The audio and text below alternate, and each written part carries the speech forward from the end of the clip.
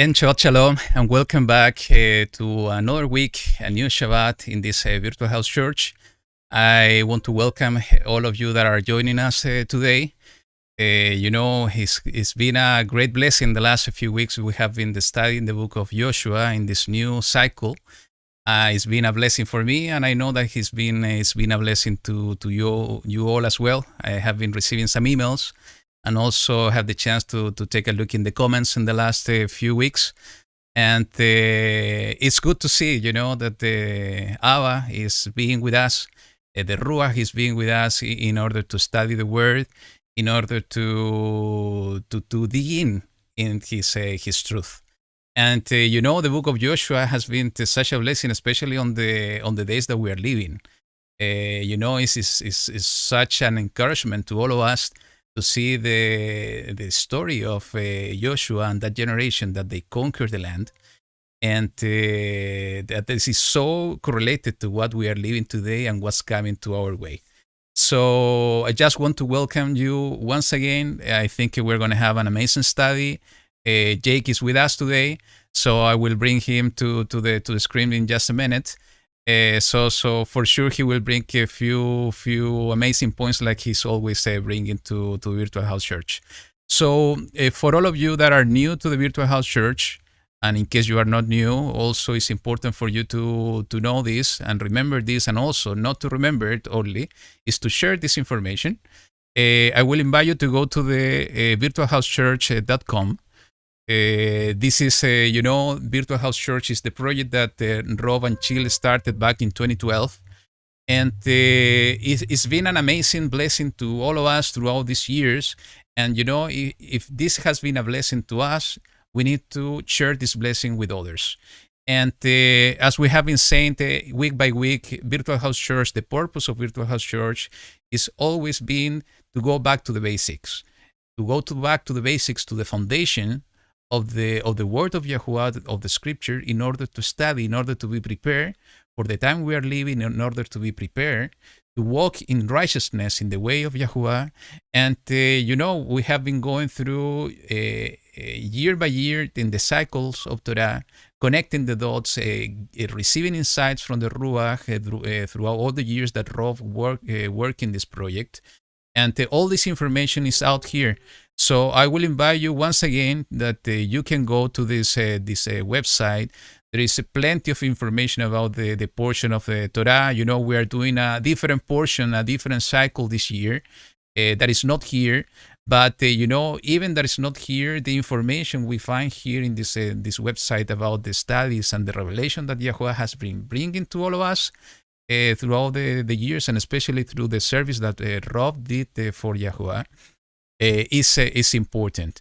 And this is not only about the portion of Torah. There is amazing information here about the coming out of Babylon that Rob was collecting throughout the years. You find interesting and important information over here. Also about the defending Messiah. This is an important topic, especially, because of the great delusion that is coming to the world. We see what's happening in the system of the world, that the world is worshiping the creation instead of worshiping the Creator. And this is amazing how this is happening in these days. And we know that one man will raise up in any moment, that he will say that he is Elohim and he is Messiah, and we know that he's not. So having this information that Rob collected with putting so much time on this, it's so important that we studied it, and also that we are sharing it with others. It's important that we look into this information, and we have all the studies and all the truth that we have been receiving throughout the years at the tip of our lips, and especially in our hearts. And even though I think even in this site, I remember well when we were discussing with Rob, and yes, here we have is this information that somehow we will touch base in the portion today about who was the angel of the Lord. And I remember Rob put this video from Adam, from the parable of the vineyard, that he expanded the understanding of who is the angel of Yahuwah. And somehow we will see it today. So just to finish here, invite you once again to take a look in this site. and to share it with others. That's part of what we can do. It's part of the service we can do for the kingdom of Yahuwah, and it's part of the contribution, the terumah we can do. Before continuing, I'm not in my regular place, so you will see my background is different. I'm in the countryside, so if you're hearing some cows around me with noise, because they're very close to the place that I am. So don't be afraid that maybe it's an animal trying to eat me. No, it's not. There are multiple cows here in the countryside where I'm staying now. So and this is something I've listened. If I have a chance to share with you in one moment, I will do it, because Yahuwah has been so good to me, especially this year, even during the whole situation we have been going through. We see the hand of Yahuwah opening doors and giving me the chance even to share with you today this virtual house church in a totally different place, close to nature. And this is amazing to spend time in Shabbat in a place like this. And so,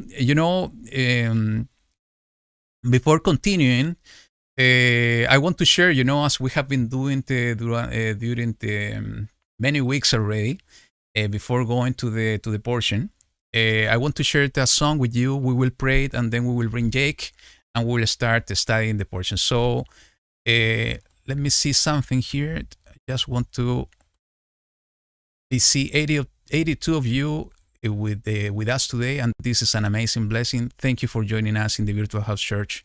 So let me share the screen with you. And sorry, I'm a bit complicated today because I have just one screen, and believe me, when you are doing broadcast with one screen and playing with multiple windows is not easy at all. But here we go, and let's hear this nice song.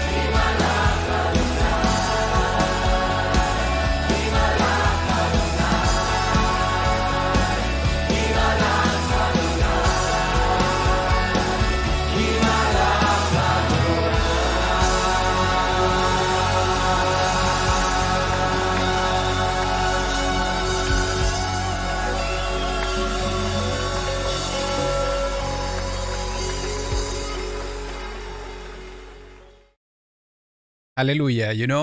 We know that Yahuwah is king over all the earth, and he has appointed a man, Yahushua HaMashiach, who is going to be the King of Kings and Adon HaAdonim, the Lords and Lords of Lords. So, before continuing, as I told you, I will invite you, like always, to close your eyes, lift up your hands, and let's pray together before starting this portion. So, Yahuwah Elohim, we give you thanks in this moment to give us the opportunity to gather once again in this Shabbat, in this virtual house church, in order to study your word. We thank you, Abba, because you give us the means in order to connect each other, being part of your people Israel in the dispersion in the four corners of the earth, having the opportunity to be in one heart, in one mind, in order to worship you, in order to praise your name, in order to study your word. We ask you, Father, in this time of difficulties and troubles, that you can increase and strengthen our faith, that you can increase and strengthen our love for you, and not only to you, also the love for our brothers and sisters.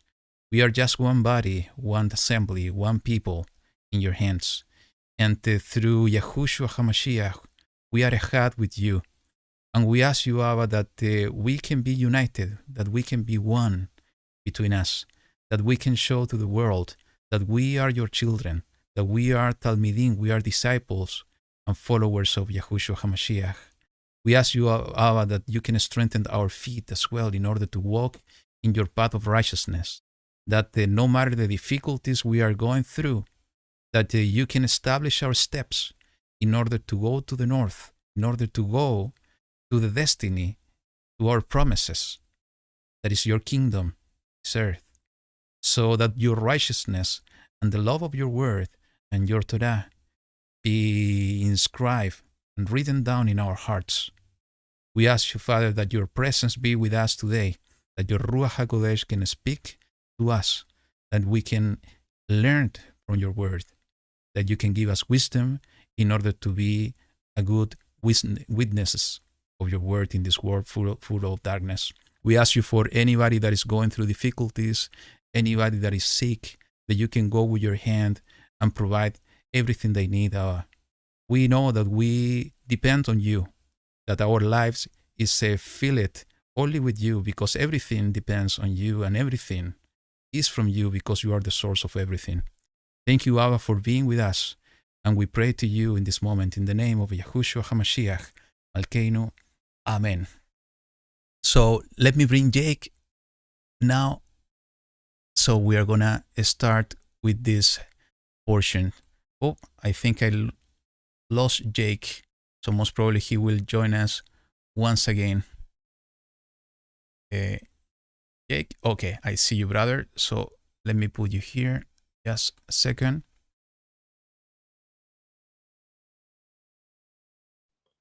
No, there are certain technical difficulties, so be patient. We are trying to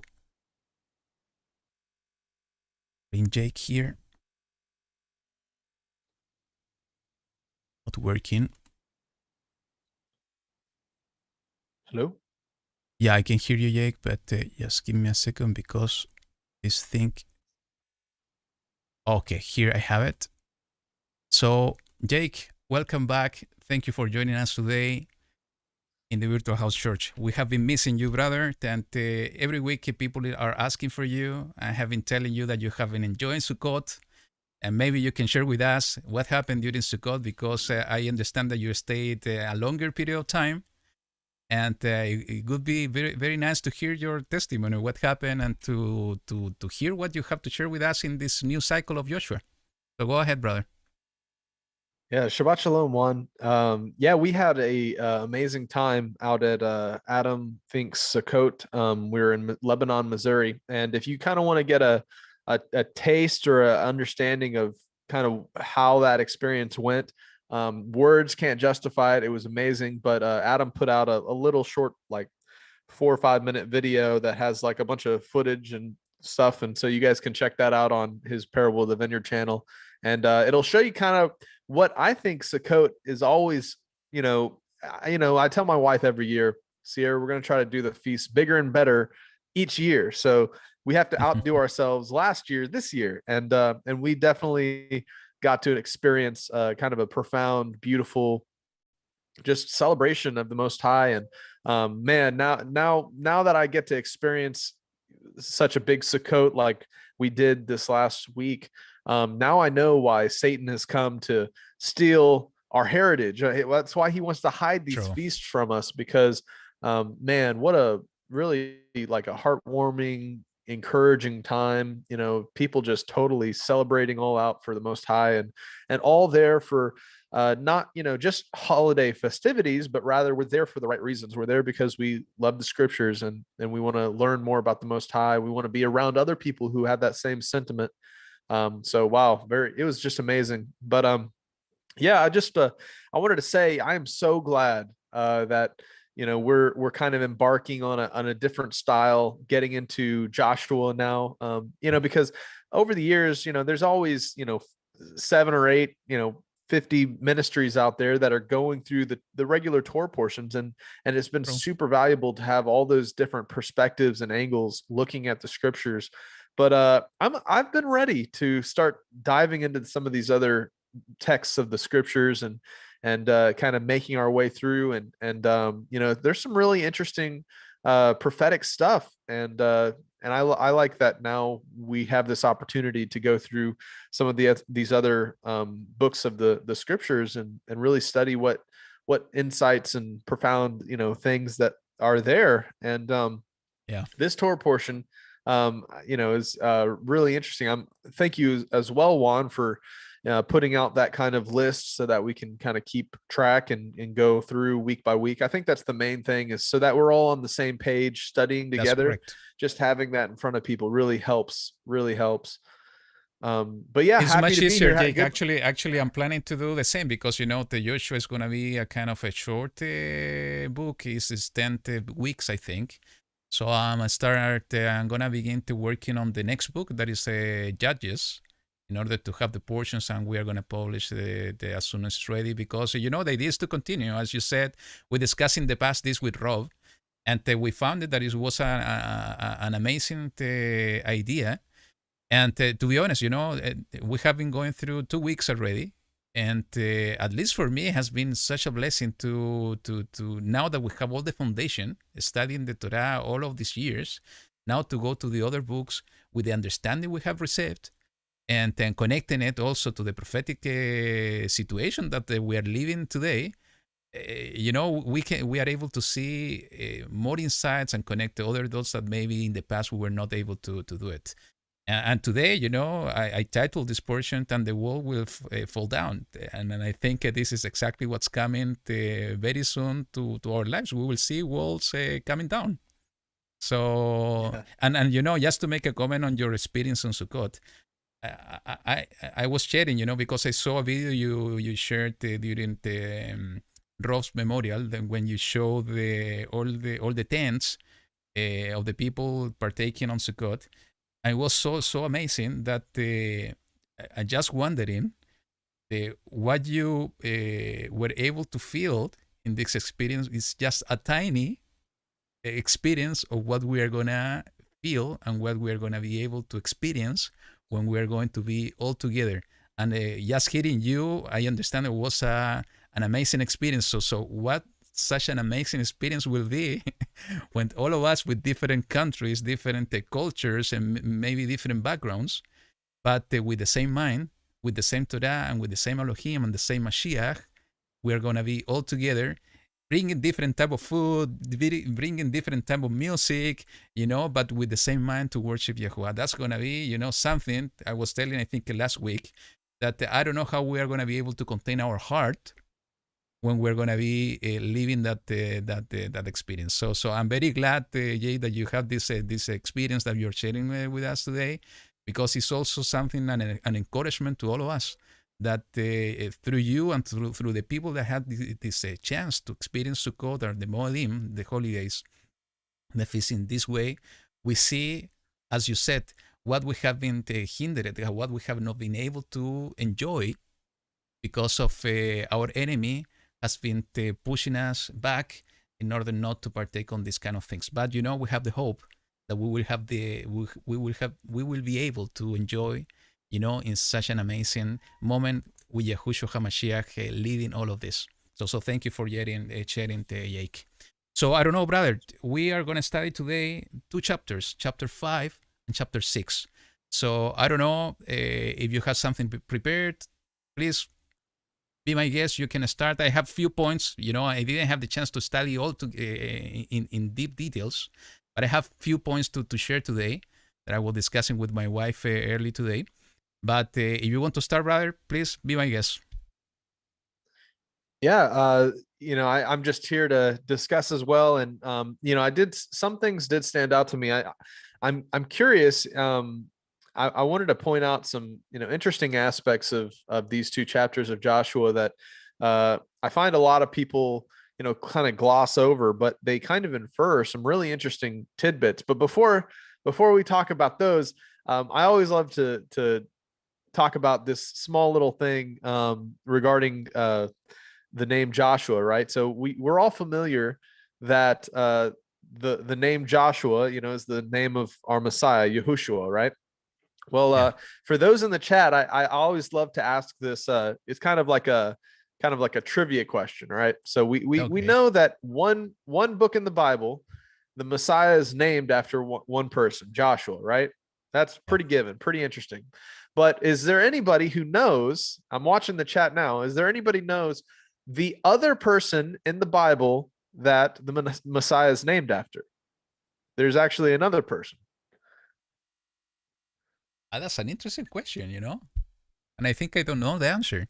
Let's see who is writing in the chat.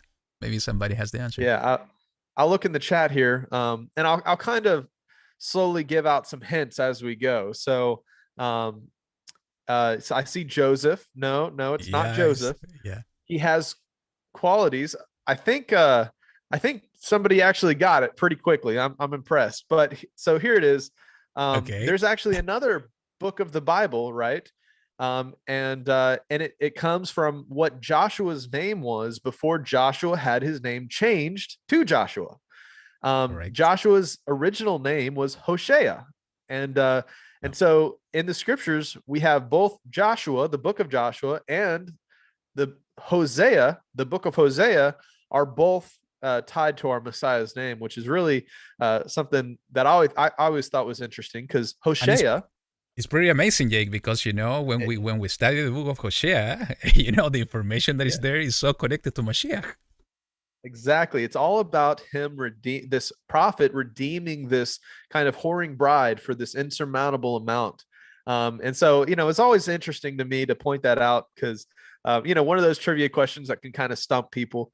But Hosea means salvation. And, Joshua's name previously, before he went and spied out the land, was Hosea, salvation. And when he came back, his name was changed to Yah is salvation, has become your salvation, Yahushua. So I always love to throw that in there, when we're talking about Joshua and, somebody else who the Messiah is named after. But, it's interesting, we started off talking about a little bit of the feast experience and how it's so beautiful to get together with people. Because in chapter 5, starting off, we have a little bit of information that shares that it was likely that the people in the wilderness were actually not participating in some of the feasts. And we're going to look at this here. It says that at the time, Yahuwah said to Joshua, "Make flint knives and circumcise the sons of Israel a second time." So Joshua made flint knives and circumcised the sons of Israel at Gibeath Haraloth. And this is the reason why Joshua circumcised them. All the males of the people who came out of Egypt, all the men of war, had died in the wilderness on the way after they had come out of Egypt. Though all the people who came out had been circumcised, yet all the people who were born on the way in the wilderness after they had come out of Egypt had not been circumcised. So while this is just a kind of an interesting, little tidbit here, it really does kind of paint this. It infers this point that in the wilderness, these men who had not been circumcised, and probably many others, likely did not practice or participate in the celebration of the Passover season. And the reason we can infer this is because they weren't circumcised. And it actually says that no uncircumcised person shall partake of Yahuwah's Passover. And that's why it was so interesting that the first thing that Joshua does before they enter in and start going to these battles is he has all the people be circumcised. And then what do we see happens right after that? Well, the people at Israel were camped at Gilgal in verse 10, and they kept the Passover on the 14th day of the month in the evening on the plains of Jericho.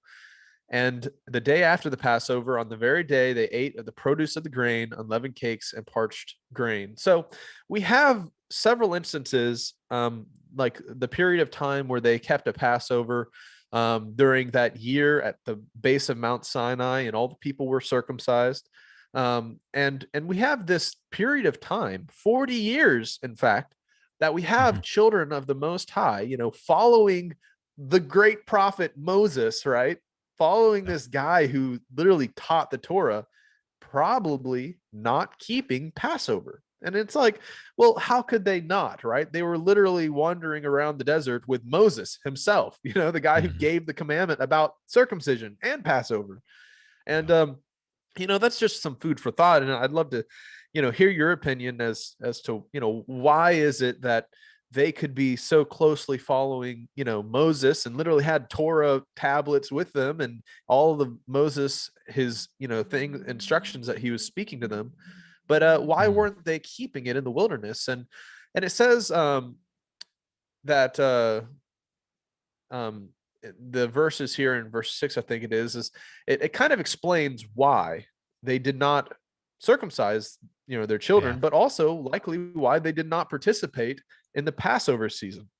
And it says, for the people of Israel walked 40 years in the wilderness until all the nation, the men of war, came out of Egypt, perished. So just a pause right here.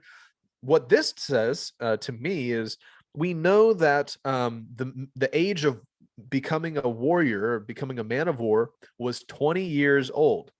And we get that from how the men were chosen and selected to be counted old enough for war. And so for that, we really can, draw out of that the age of accountability, at least in this context, the context of those who had to perish in the wilderness and those who were let enter into the promised land, that the age of accountability seems to be around 20 years of age, at least for fighting, men, right?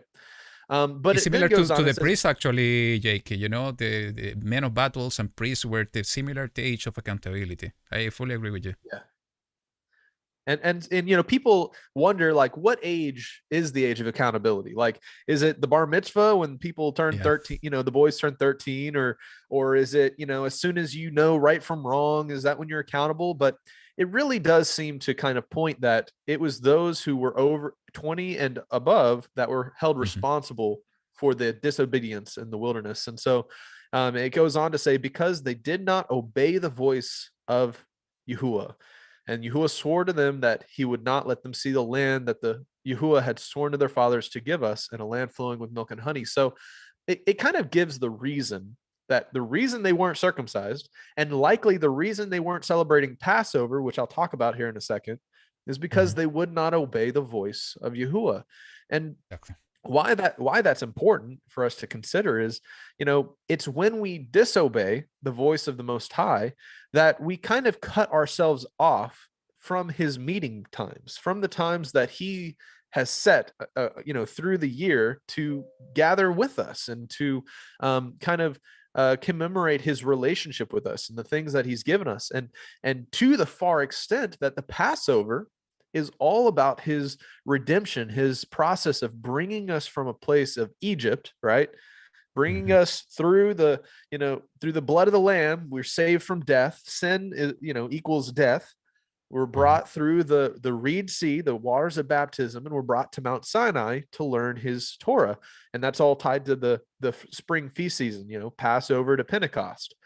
And it's significant that because they would not obey the voice of Yahuwah, that this kind of represents what happens to our lives when we refuse to obey the voice of the Most High. and we kind of do our own ways, the first thing that we kind of lose is our opportunity to meet before him, to have that barbecue with the Most High, to sit down and to sit before him, which is what the feasts were all about, which was what Passover was all about. But it's a terrible, sad thing to think that this beautiful picture type of their salvation from bondage, their freedom from sin, their transformation into the peculiar holy people from a stranger people, um, it was something that they weren't able to participate in, especially when you think about in today's modern context how the Yeah, Passover was all about the Messiah. And the reason, once again, that they were cut off from it is because they did not obey the voice that's of the Most correct. High. So I Yeah, wanted to point that out. actually, yeah, yeah, Yeah. just to put a comment there, and I think we spoke about in a previous broadcast on Virtual House Church in the past that I picture myself.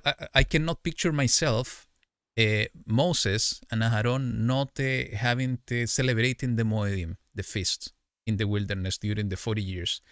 I do believe that they were partaking, they were celebrating the Moedim because they were obedient and they were following the path of Yahuwah. But can you imagine what was happening? That most probably was just a small group of people, maybe Yeah. Caleb, Joshua, and some of the priests and the Moses and so on, celebrating the Moedim. But most of the people, the first generation that came out of Egypt, they were not doing it. They were not being obedient to the voice of Yahuwah. We have multiple examples, when we were studying Torah. So when we think on this, and most probably that was the scenario, following what we read here in this portion, is something very similar to what we are living today. We have been taken out from the world.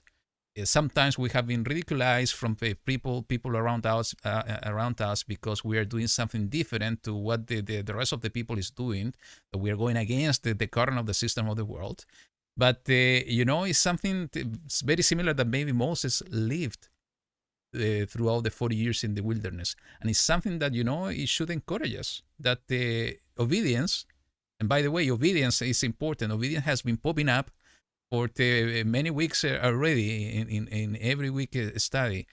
Obedience is something really important. If we are really loving Yahuwah, we are gonna obey His voice in the same way that we see here that the first generation didn't do it.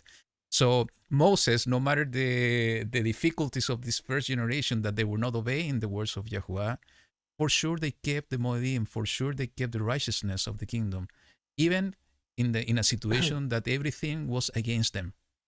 So it's Mhm. important to note that Jake, because it's exactly what you are saying. They kept, Joshua kept, and that's why the parents that they were responsible and accountable for the second generation, for those kids, you know, they didn't instruct them on the way.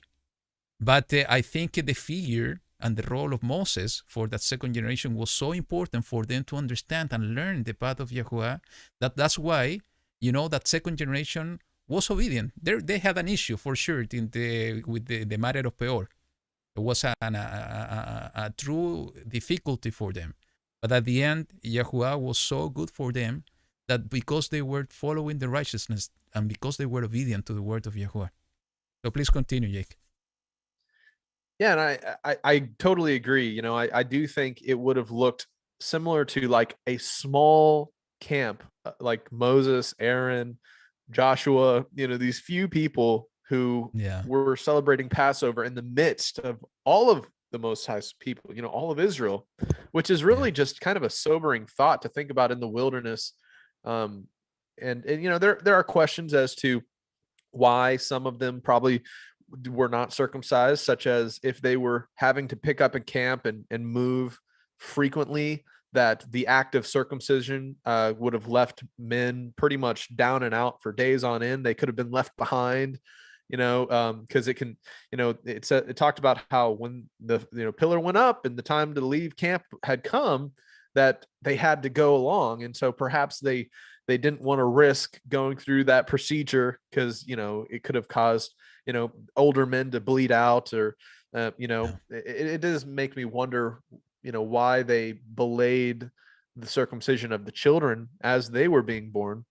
But perhaps it's kind of more pointing towards the men of fighting age who were standing with Joshua, in these battles, they're the ones that were still old enough to need to be recircumcised before entering the land, because they had it done to them. But I do think this topic of them being circumcised before entering the land kind of lends to some situations that the Apostle Paul went through in the New Testament, and it has to do with two different figures. And one figure we can say would relate likely to those who were in the wilderness, that Moses himself decided not to, force to be circumcised. And it's tied to Galatians, which Galatians 2:3-5 talks about a man named Titus. And there were people coming, in Galatians, talking about how you must be circumcised to be saved. And we find that Titus was actually Paul refused to let Titus be circumcised. And we understand that the process of circumcision is a very touchy thing for men, but especially if you are having this forced upon you, and it's not out of a place of faith, seeming, wanting to walk out your faith by obeying this, instead feeling that you're forced into it, or have to do this, to be saved, as a kind of a works-based salvation, outside of, simply wanting to do it in order because you are saved, which is what we see in this situation with another figure, who was Timothy. So we have two figures here. I'm getting a little rambly, I'm sorry, but we have Titus, Okay. who was not required to be circumcised by Paul. And this is who I would kind of parallel with those who were in the wilderness, who had disobedient hearts. Their hearts were not in it. And we see that, they weren't circumcised while in the wilderness. But then we have Timothy, who in Acts 16:3, was circumcised. And so we see that Paul Shaul wished to circumcise him. And it seems to kind of parallel that Timothy's faith, his belief in Yahushua, and his desire to be one with the people of the Most High, because his father was a Greek, it became evident that he wanted to, do this act as an act of faith, not as an act to save himself. And what's beautiful about this is that, the reason anybody, even today, would wish or seek to go through this act of circumcision is not only because it demonstrates, likely the faith of Abraham, who was well into his 90s, right, before he was circumcised, but also it allows you to participate in the beautiful, feast of Passover. And so while it is definitely something that is, offered later on in terms of, your faith walk, coming into understanding that all of the scriptures are true, and that the covenant of circumcision is a eternal covenant, as it says in many places in the Torah. But learning that the desire of our heart would want us to, as men, walk in this commandment is not because it's something that we have to do to be saved, but rather, once we in faith walk this out, it opens us up to then be able to participate in the feast of Passover, which in itself is, a very interesting, beautiful thing. And so those men who were circumcised by Joshua before entering into the promised land, they seem to have this similar heart, this faith, as we see Timothy had in Acts 16, which is why, he went through with the procedure, right? And then directly after this, in Joshua, we see that all of the people celebrated Passover once again, which, represented, coming back into a closeness, a oneness with their Creator, and sitting before Him and celebrating. So I wanted to touch on that, topic briefly, because I found it was, very, very interesting. Just kind of the parallel there of those who were in the It wilderness, is. who were not circumcised, and they kind of were disobedient. Their hearts weren't in it. And then you have those who were circumcised before they entered into the land, which kind of reminds me of Timothy and Titus in those two instances. Actually, Jake, Okay, so go ahead. I see also a very beautiful picture here because, they were circumcised after they crossed the Jordan. The last week we were studying about the importance of crossing the Jordan in order to go and to conquer the land. That we are in a very similar position. That we will cross the Jordan as well. In this case, they were able to get into the promised land. They were in the process in order to conquer the land, but they crossed the Jordan, and after that they were circumcised before conquering the land. So what's the picture I see here? And most of the time people are asking about circumcision. I will say the straightforward. I do believe that circumcision is part of the covenant. As you said, Jake, it's not necessary for salvation, and we have all these examples in the scripture, but it's part of being obedient to the word of Yahuwah. It's part of the covenant. It's part of the righteousness of the kingdom of Yahuwah. But what's the picture here? I see the second generation wasn't circumcised by their fathers. The second generation wasn't the one that they disobeyed the voice of Yahuwah because they were kids, that they grow up in the wilderness. Who disobeyed the words of Yahuwah was their parents. That there is also an interesting point that I will share just in a minute. So what will happen with that second generation that they were not circumcised? They even, with uncircumcision, that Shaul is speaking a lot about this, they were able to cross the Jordan. They were able to get into the first line of the land. And after moving forward, conquering the land in order to receive the inheritance, they were circumcised by a man called Yahushua. So that's an important point because most of the time brothers, are asking, do I need to be circumcised? The answer, I think, is straightforward. If you're not circumcised, I do believe, and that's my belief. It's not necessarily the truth. I'm sharing you what's my belief today. Is that if you're not circumcised, it will come one, and this story will be repeated once again, that before receiving the inheritance, it will come another man called Yahushua, but in this case, going to be Yahushua HaMashiach, that he's going to do exactly the same. And he will circumcise in order to remove the reproach. And this is important because it's also mentioned here, the reproach of Egypt. There is something related to circumcision that is necessary to understand how circumcision is related to the removing the reproach. And it's also how this is related to the sign and the covenant. This is important. But this was Yahushua, a man, the leader of the assembly, practicing circumcision, something that their parents didn't do for them. Was the leader of the assembly, in this case, Yahushua ben Nun, the one circumcising them. So that's why it's my belief that that time will come. We are going to cross the Jordan. If we are circumcised or we are uncircumcised, we are going to cross the Jordan if we are obedient to the voice of Yahuwah, and if we are following the man that was appointed to lead the assembly. And it's so interesting the parallels that man in this story was Yahushua, and the man that we are following is Yahushua HaMashiach. If we are obeying the voice of Yahuwah and following the step of Yahushua, circumcised or uncircumcised, we are going to cross the Jordan. And Yahushua himself will take care of the circumcision. That's the important thing that I wanted to share. And the other part that we found really interesting, Jake, is that it says that the first generation, the disobedient one, they were circumcised.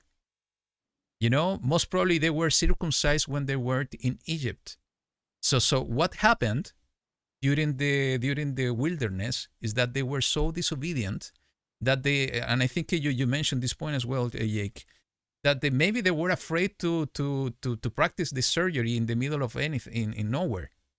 So what is reflecting this is just to speculate into understanding why they didn't circumcise their kids, is that they put their eyes in the difficulties of their surroundings, instead of putting their eyes in the faith that we need to have in Yahuwah Elohim.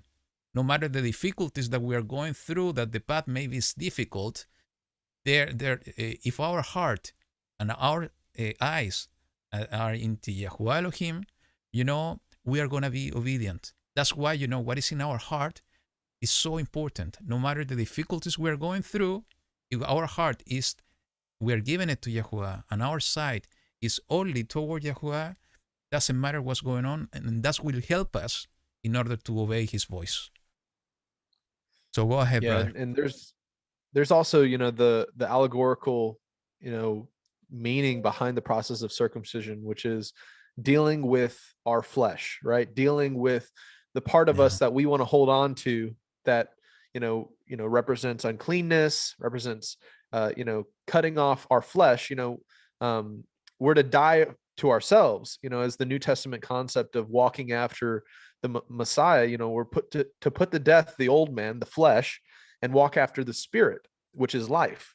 And so correct. whenever we look at kind of the allegorical message behind the process of circumcision, wouldn't you rather, let's just get real with it, wouldn't you rather deal with that part of your flesh with Mm-hmm. the ability to have modern comforts and anesthesia or whatever, wouldn't you rather deal Correct. with it now than to have to deal with it, have to have Yahushua, the Messiah, deal with your flesh before you enter in? And it's not just talking about circumcision. We're talking about the sin in our lives, the uncleanness in our Correct. lives that we still have. Wouldn't you rather deal with it now, while we can still, have the comfort of our bed to recover in, right, and sleep in? Or do you want to have to deal with that when you're in the wilderness, when you're having to get up and move from camp to camp, and it's going to be hard to rest and recover? Um, you know, I know I'm kind of jumping back and forth between, the circumcision topic and just dealing with sin in general, but Yeah. it is a very important, kind of picture story for us. Is we don't want the Messiah to have to point out and deal with our sin, chop, right, in front of Mhm. everybody. Joshua was going through, doing it for everybody who wasn't. And so True. what a kind of a humbling, revealing process that would have been for the camp of Israel. But at the same Correct. time, we have the opportunity today, before the judgments and the plagues and all the hard times come, to deal with ourselves and to cut our flesh off, in that way. So No, the that's next thing that's I had to amazing, talk brother. about. Even I was saying, even he's so loving to us, toward us, that even if we don't have the ability and the strength to do it, but if we are obeying, following the step of Yahushua, he will take care of this. And just to Yeah. put a question that I don't have the answer, and it's not something that it can be a rabbit hole here, but we are not gonna go into it. But for me, was interesting, and let me share the scripture here. Is that when he received instruction to circumcise the son of Israel, the instruction was so Yahushua made. Sorry, here in the two. At that time, Yahuwah said to Yahushua, "Make knives of flint for yourselves and circumcise the son of Israel again the second time." You know, they were warriors. They have swords, they have knives, and so on.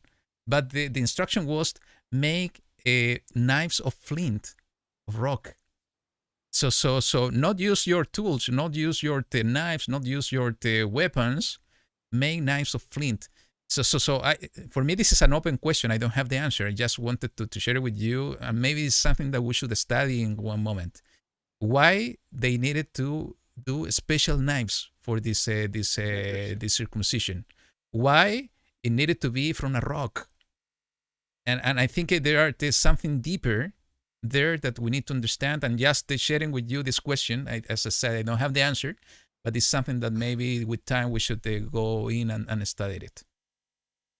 Yeah, that that stood out to me as well. And we don't have to comment too much on it, but I right off the bat, I was like, man, isn't he so merciful that he would say, make sharp knives, to do this, make sure they're sharp at that. So Yeah. but yeah, I definitely think there's something there.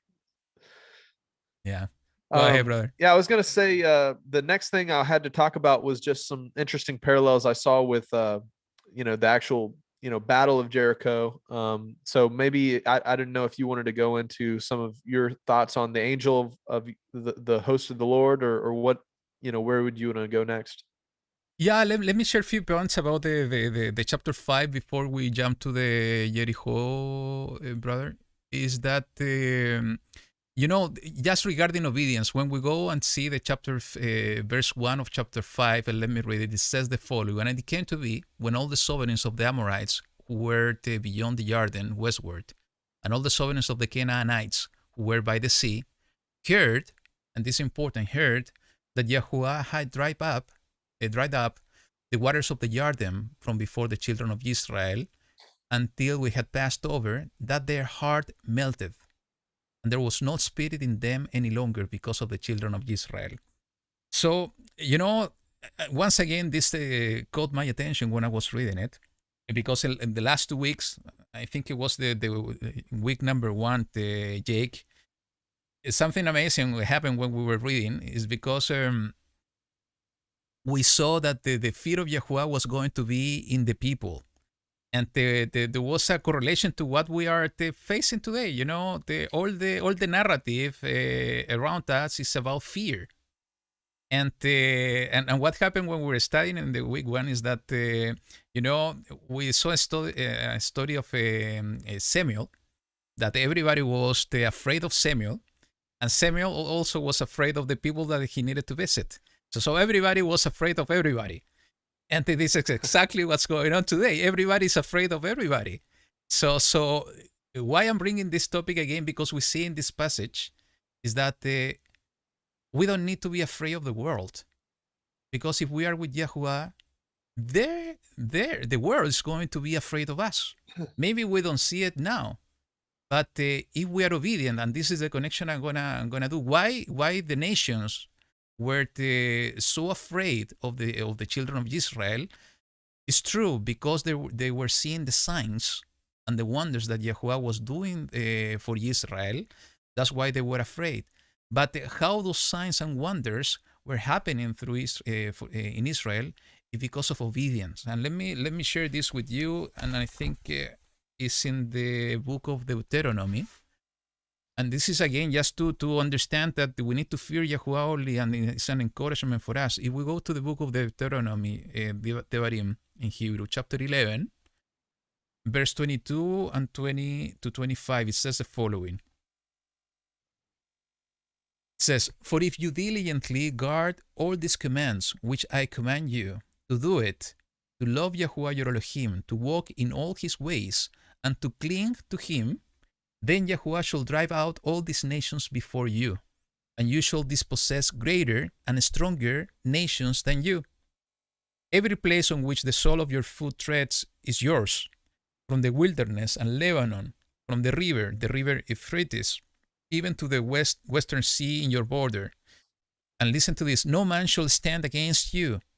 Yahuwah your Elohim shall put the dread of you and the fear of you upon all the land where you tread, as he has spoken to you.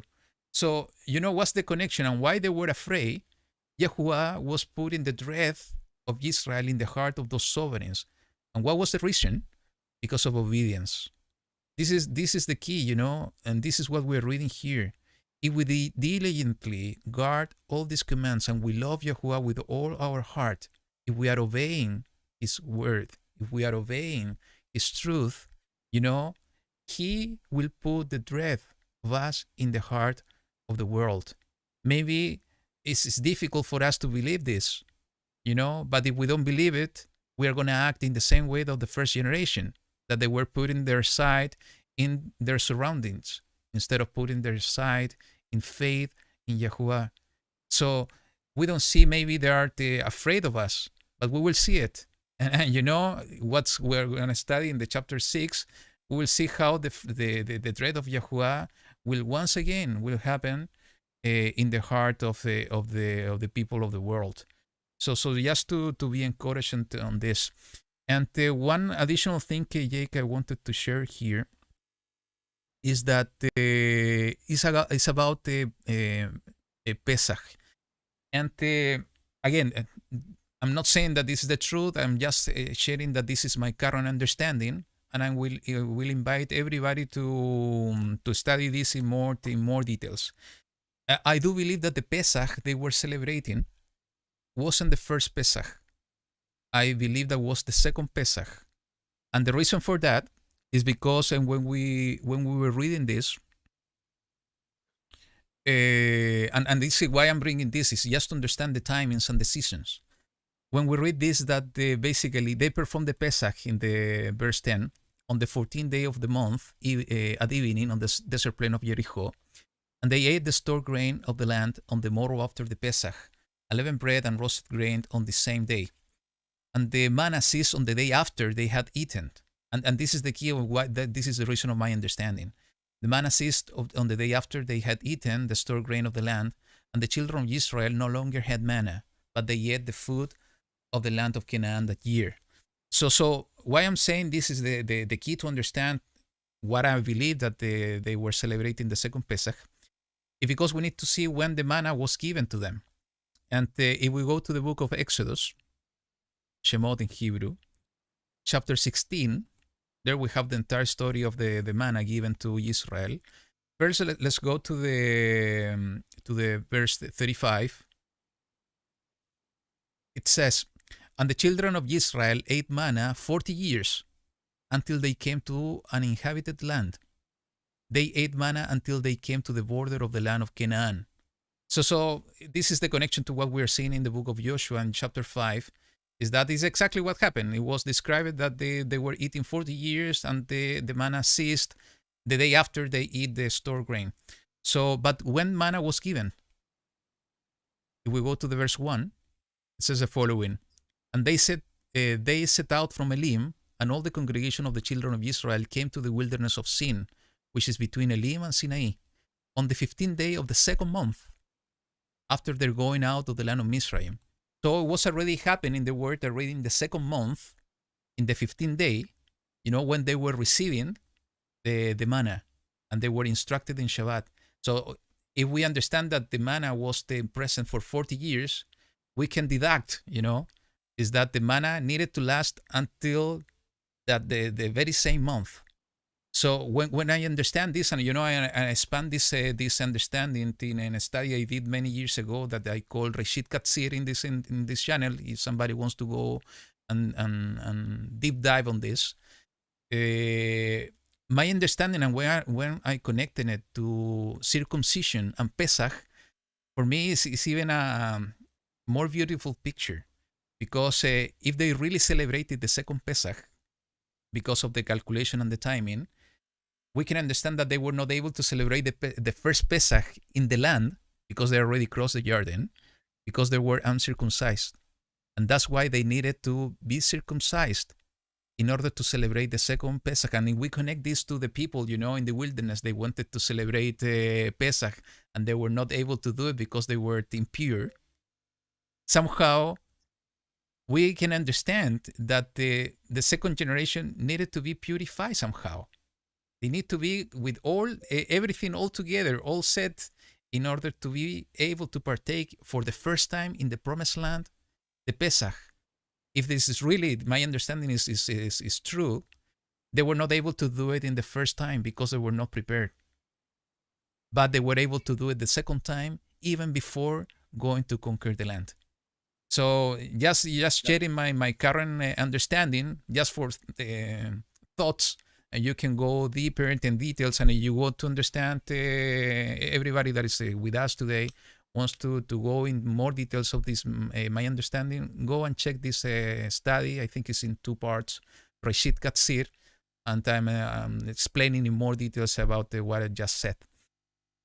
And yeah, just to add to that real quick one, yep. It says in chapter 4 that they came out of the Jordan when they crossed over it on the 10th day of the first month. And That's that was correct. before Joshua had to circumcise them all. So, unless he was really going at it, for them to make Passover just a few days later and all being in the midst of being circumcised, that doesn't sound like too much of a great feast to me. But so it just does kind of lend credence to your belief there is, if they were only just passed over the Jordan on the 10th day of the first month, is what chapter 4 says, then it definitely makes the second Passover, on the second month seem like what was happening there. No, that's absolutely true, brother. And the last point, as you were saying, is about is about the captain of the host of Yahuwah. And this is so important. So let's read it. This is in verse 13, 14, and 15. So, and it came to be when Yahushua was by Jericho that he lifted his eyes and looked and saw a man standing opposite with him with his sword drawn in his hand. And Yahushua went to him and said to him, "Are you for us or for our adversaries?" And he said, "No, for I have now come as captain of the host of Yahuwah." And Yahushua fell on his face to the earth and did obeisance and said to him, "What is my master saying to his servant?" And the captain of the host of Yahuwah said to Yahushua, "Take your sandal off your foot, for the place where you stand is set apart." And Yahushua did so. So how to understand who this person was? We can believe that it was an angel sent by Yahuwah, maybe Michael, that he came in order to help them in the battle that is coming in the next chapter. But how to understand who is the captain of the host of Yahuwah? And there are two relevant things here that when we want to connect the dots, is just to understand. So the first one is what is said in the verse 15. When the captain of the host of Yahuwah was saying to Yahushua, "Take your sandal off your foot, for the place where you stand is set apart." Where we see a similar wording, a similar scenario being spoken too. And this is, we see it in the book of Exodus, chapter 3, in the story of the burning bush. And this is exactly what we see, basically, starting in the verse 2. It says, "And the messenger of Yahuwah," and this is important, "the messenger Yahuwah appeared to him," to Moses, "in a flame of fire from the midst of the bush. And he looked and saw the bush burning with fire, but the bush was not consumed. And Moshe said, 'Let me turn aside now and see this great sight, why the bush does not burn.'" And this is the interesting part, and I think Alan was explaining and using the same verse when he was putting this video about the angel of the Lord, the angel of Yahuwah. Because, first we see the messenger of Yahuwah appearing in the burning bush, but then we see in the verse 4 saying that, "And Yahuwah saw that he turned aside to see, and Elohim called to him from the midst of the bush and said, 'Moshe, Moshe.' And he said, 'Here I am.'" So first we see messenger of Yahuwah, and then we see Yahuwah speaking from the bush. So it is this messenger of Yahuwah himself. That's an important question to answer, and I think Adam did a great job answering this question in that video study. And what we see here is that he said, "Do not come near here. Take your sandals off your feet, for the place on which you are standing is set apart ground." So the messenger of Yahuwah, being Yahuwah, we understand this, giving the same instruction that the captain of the host of heaven is given to Yahushua ben Nun, the son of Nun. So when we want to understand the captain of the host of heaven, who is that captain? Most of us already have the answer, but let's go and let's read it together directly from the scripture. So we're not wise with our own understanding. Let's see what is written here. So if we go to Revelation chapter 19,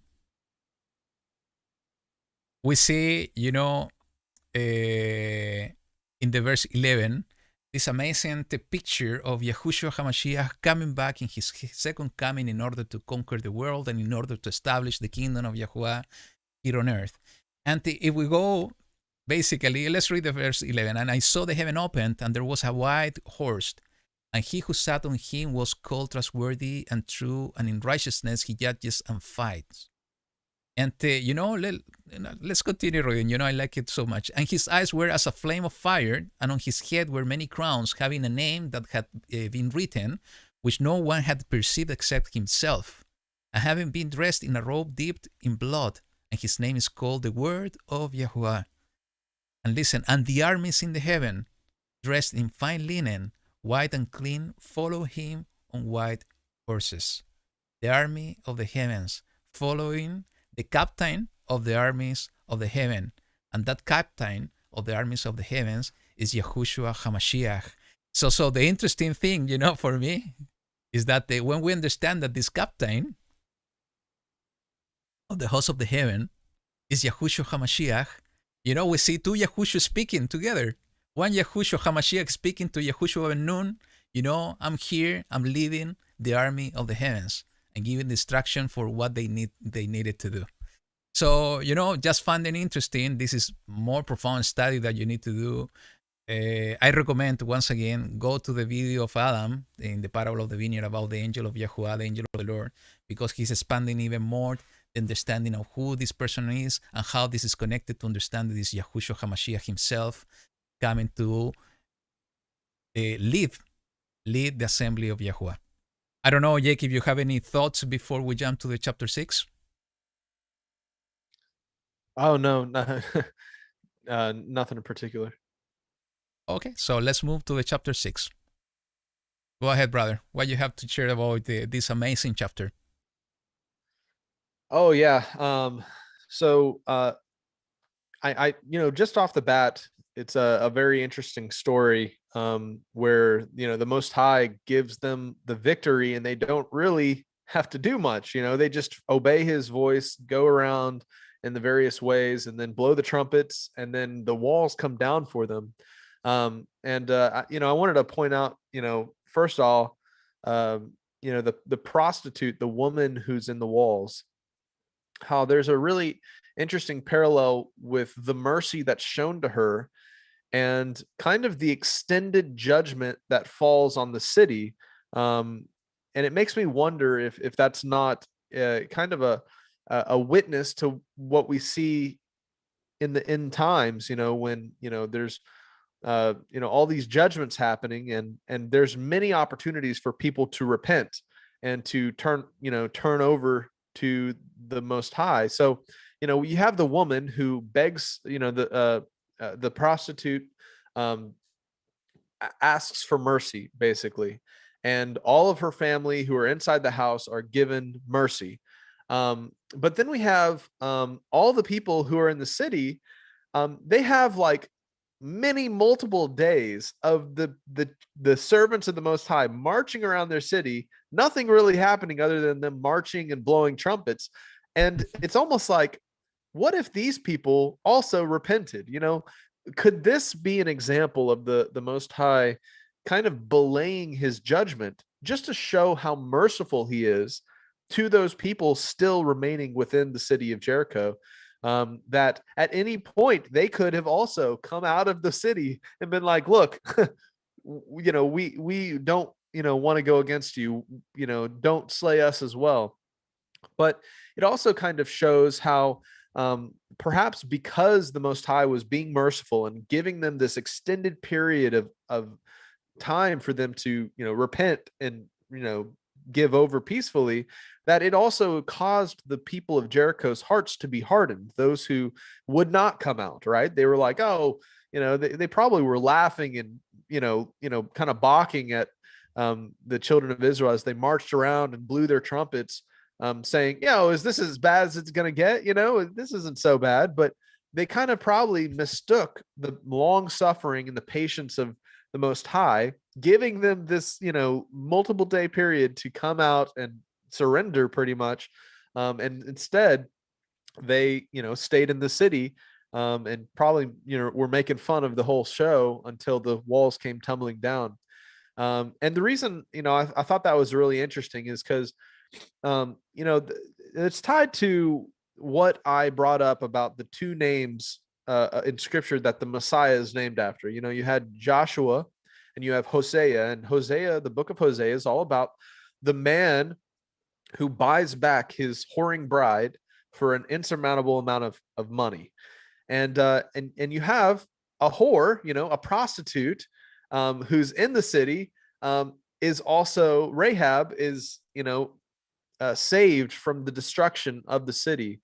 And I just kind of wanted to point this out because to me, this story of Jericho, it reminds me in a way of some of the kind of the judgments and parallels in the book of Revelation, and the bride who's preserved in the book of Revelation, along with the judgments. And so, just to draw some parallels for you guys, we have right at the top of chapter 6, 7 priests shall bear 7 trumpets of ram's horns before the ark.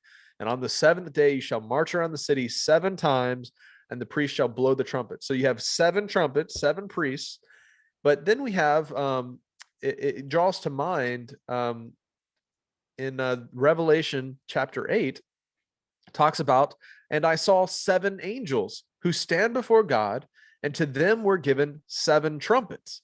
And of course, these are the judgments that start to fall in the book of Revelation, the trumpet.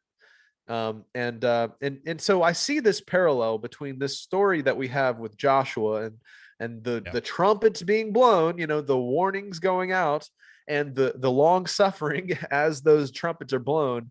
And then the woman, the whoring woman, who's saved from the judgment, who's preserved. And the way that she is saved is how she puts the scarlet cord out her window. And of course, we have, scarlet is the color of blood, a representation of the blood of our Messiah that saves us during the time of tribulation. And it is only, those who were in her house that were saved, but all who went out into the city, the blood wasn't on the 2 spies' heads anymore. And not only are those some interesting parallels with the judgment of Jericho and the judgment we see in the book of Revelation, but we see some parallels with even the 2 witnesses being sent to the city, and those 2 witnesses giving a report, which is what we see in the book of Revelation. 2 more witnesses, they come and they're killed in the street, and then they give up and give their report. So the question is in the book of Revelation, we want to be, if we're in the city, we're not in God's people, Israel, if we're that woman, we want to make sure we have our scarlet cord out the window when those judgments start to fall on the world. And what does that scarlet cord represent? That scarlet cord represents the blood of the Messiah, the faith in Yahushua, because as we kind of had explicitly, broke down in chapter 5 with, it was those who obey the commandments of the Most High, who were able to participate in his feast, Passover, the wedding feast.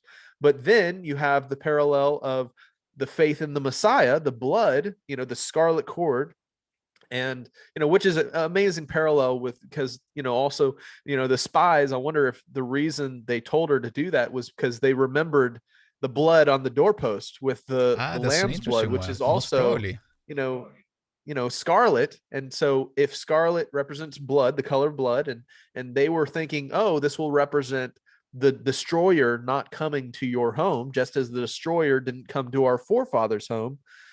So there's all these beautiful things here in this story of Jericho that make me think of the end times and the book of Revelation. You have the 2 witnesses, I won't go through it all again, but anyways, those were some of my thoughts as to, some of the beautiful pictures in this story of Jericho. Yeah, and actually, Jake, in the first week, we saw all the story about the spies and Rahab. And what I was sharing by them is very similar to what you said, is that we see the entire family of Rahab being saved. And the parallel I was sharing back then is what was the story of Lot. Lot had family not under his roof, and actually the messengers, the angels, was telling him, "You have more family. Go bring them, take them out of the city, because we're going to destroy it." And the instruction that the 2 spies gave to Rahab is that they are not going to be guilty of anybody of her relatives if they're outside the roof, outside her house. So what we saw in the story of Lot is that the family that they didn't follow Lot, they died because they were not believing of what the message that Lot was giving to them. So here also we see a picture, and that was what we were sharing 2 weeks ago. And we see here the results basically in this portion, that we see the picture of obedience. People, and not only the picture of obedience, the picture of faith, of belief. Those people, those relatives of Rahab, that they believed in the witness and the report of Rahab, they were under her roof. They were under her coverage. That's why they were saved. But in the case of Lot, the son-in-law, they didn't believe in the report and in the witness of Lot, and that's why they died. So here we see the importance and the compassion and the mercy of the mercy, how mercy is Yahuwah, is that if we believe in the report, if we believe in the witness, and we believe in His truth, and we are under the coverage of that truth, we are going to be saved. So this is so important because it's connected to obedience once again, and not only obedience is to believe. And you know, it's something that also have been coming up, popping up for several weeks already. It's about us being witnesses. You know, in this case, Rahab needed to be a witness of the strength and the power of Yahuwah and what Yahuwah was doing through Israel to her relatives. And also, you know, when I was sharing in the chapter 5, when we see the sovereigns of the land with their heart being melted because they were afraid, because they heard what Yahuwah was doing for Israel. You know, we need to ask ourselves, and this is something, that point that when I was studying, my wife was sharing to me, I didn't see it, is that somehow they heard this. How they heard it? Because somebody witnessed about what Yahuwah was doing. So, you know, it's important what's the witness we are giving to the world. What's what we are testifying about what Yahuwah is doing for us. Because if we are becoming those witnesses that we have been called by Yahuwah to be, and if we do our part by witnessing and testifying about the strength hand of Yahuwah and what He's doing for us, you know, people will start hearing and they will believe. Those that are prepared to believe, they will believe. But if we are not witnessing, as we see here in Rahab and also in the story of the sovereigns, nothing will happen. So this is what we need to, you and me, we need to do. We need to be those witnesses in order to share what Yahuwah is doing through us and for us. And I do agree, Jake. You know, I also saw the parallel with the end times. It's amazing to see, you know, 7 priests with the 7 shofarot, and not only that, they needed to go 7 days, and the last day they needed to go 7 times. And you know, when we read the book of Revelation, and also when we read the Dead Sea Scrolls, we understand that the messengers, angels, serve as kohanim, serves as priests in heaven. You know, they are the one being serving Yahuwah in everything that's being done in the temple in the heaven. And this is written all over the place in the Dead Sea Scrolls, and also we see it, as I said, in Revelation. So when we understand that the priest in this case has a picture and a correlation in heaven with the angels, and we see here the priest taking the shofarot, the trumpets, and the angels in Revelation taking the trumpets, it's undeniable to see this correlation about what's going on. And it's not only about the 7 trumpets, Jake. What I was thinking when I was reading this is about the 7 cups.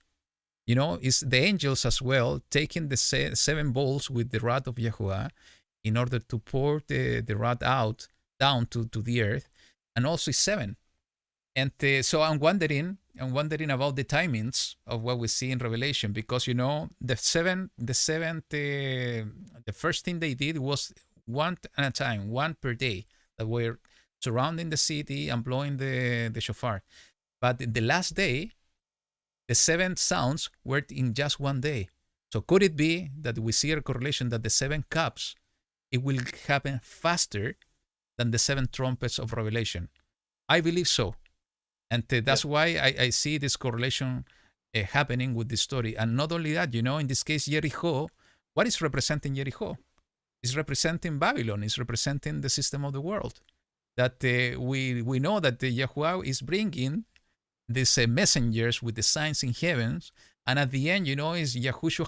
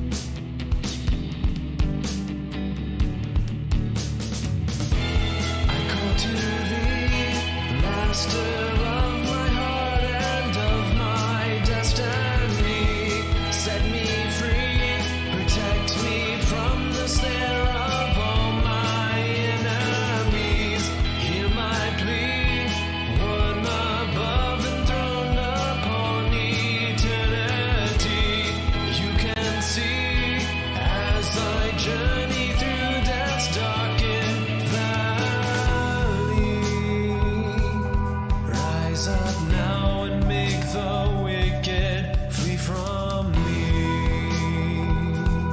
Save me from the time of trouble that they bring.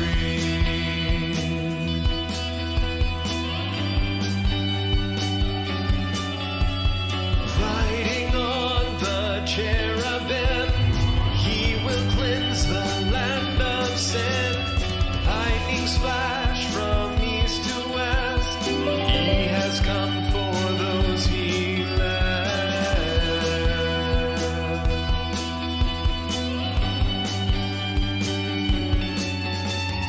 Yah's a mighty man of war.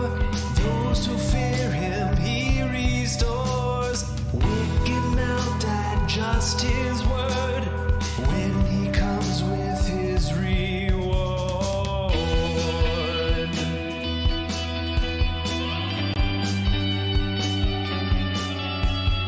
Righteous warriors of the word, light your candles, grab your swords, start the fight, stand in the night, destroy the darkness with his light.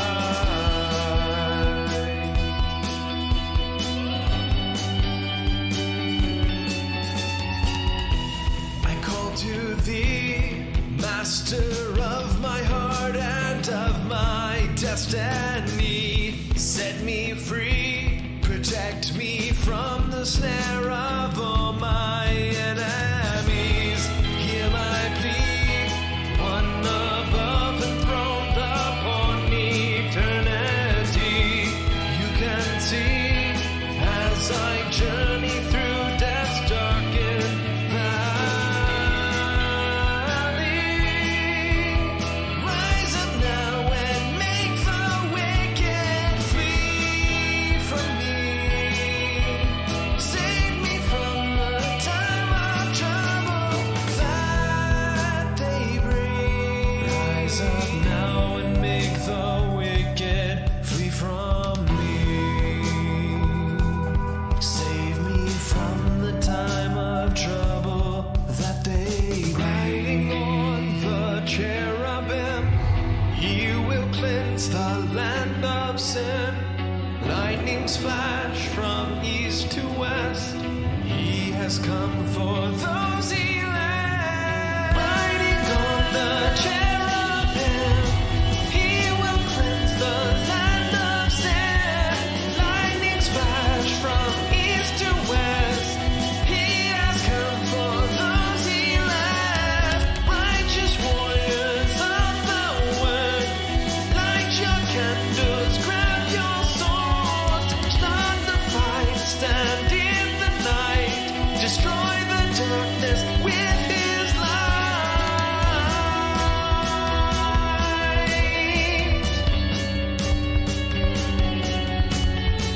Lightnings flash from east to west.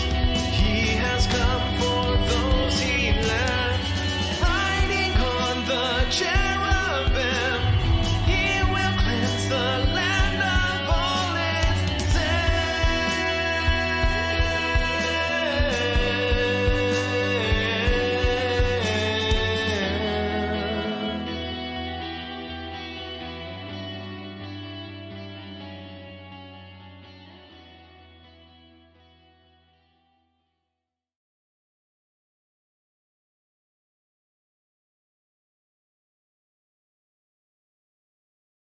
Okay, we are back.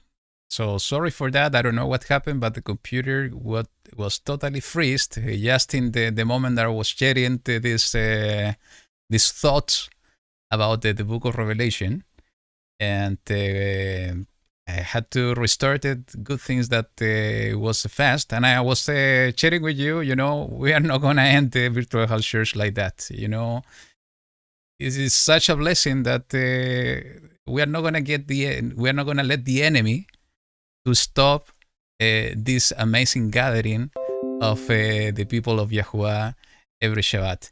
Unfortunately, you know, with this technical issue, I lost Jake. So I don't know, Jake, if you're hearing and you want to jump in, just let me know. And I'm just gonna finish my thought on two things what I saw about the destruction of Jericho. And what I managed to see in the chat is that the last thing that you heard me saying is about the 7th cup. And it's true, I see this correlation, this parallel between Jericho and the priest being the picture of the messengers of Yahuwah. And what I was saying is that we see, I'm wondering, is that the 7 trumpets, it will take more time compared to the 7 cups. If we see the parallel with the okay, Jake, I see your comment here. Not a problem, and you can be in the chat. Thank you, brother. So we see that the cups and the last 7 trumpets in the story of Jericho were done in just one day. So if those messengers that were bringing these signs are correlated to the 7 cups, I'm wondering is that the 7 cups will happen faster than the 7 trumpets of Revelation. I do believe so, but there is no doubt that there is a parallel, an amazing parallel on this. And what I was saying, that Jericho in this case is a picture of Babylon. It's a picture of the system of the world. That it's amazing to see how after all these signs, the Kohanim, the priest, were blowing the shofarot. Before the destruction of Jericho is exactly the same that we see in the book of Revelation, that the messengers of Yahuwah bringing all these signs, all this warning, and through their warning coming all this destruction that is coming from Yahuwah in order to cleanse the earth, and that at the end the destruction will come, but the destruction will come in order to conquer the land. In this case of Jericho was Yahushua ben Nun, Joshua, son of Nun, with the armies of Israel, conquering Jericho. And it's so amazing, as I was sharing in the chapter 19 of the book of Revelation, is going to be Yahushua HaMashiach with the armies of heaven, coming down from heaven in order to conquer the land, in order to win this battle of Armageddon, and in order to establish the kingdom of Yahuwah. The parallel is total, it's direct, it's complete. It's completely between the two stories that we see Yahushua leading the way in order to conquer the land. And, one thing that it caught my attention, and it's important to see it, and again, is connected to us being witnesses. We know that at the end times, is Yahushua HaMashiach with the armies of heaven that they're the ones that are going to be establishing the kingdom of Yahuwah here on earth. But we need to understand what is our part in all this picture.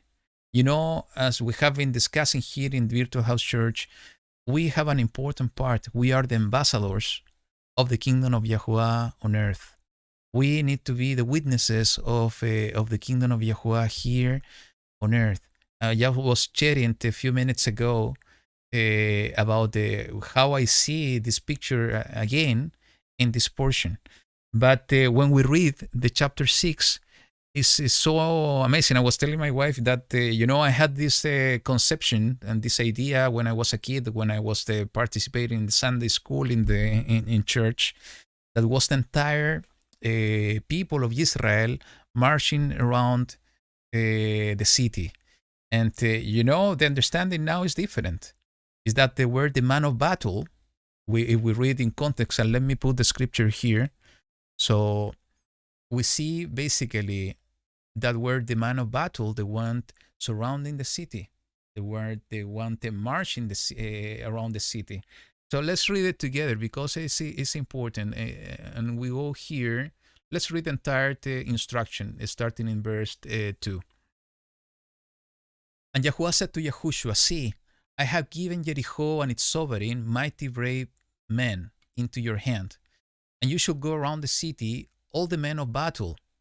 And this is the key, all the men of battle. And Jay was sharing at the beginning of the broadcast about the age of accountability, the man of battle was from the 20 years old onward, and until certain date, the age that I don't remember in this moment, but you can study this directly in Torah.